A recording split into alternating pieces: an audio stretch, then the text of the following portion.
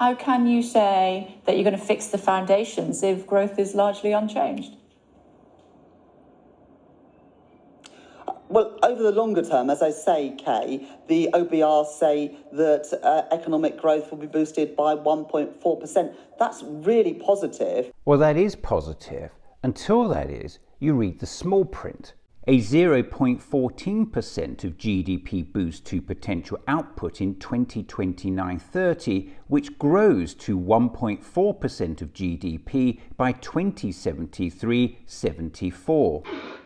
And it gets worse. This chart shows the expected nearer-term effect of investment, which suggests a 0.5% boost to GDP in 10 years' time. The same report, which incidentally the government is relying on, also lays bare the catastrophic cost of Brexit on UK trade. Weak growth in imports and exports over the medium term partly reflect the continuing impact of Brexit, which we expect to reduce the overall trade intensity of the UK economy by 15% in the long term. And as Jonathan Portes, Professor of Economics at King's College London, points out, and presumably to reduce GDP by 4% over the long run as well. As Portes points out, the OBR has said that Brexit will reduce the UK's potential GDP by 4% in the long run by lowering the trade intensity of the economy.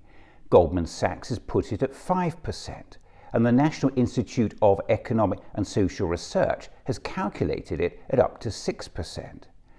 Now, with Brexit reducing the UK's potential GDP by at least 4%, listen to this again.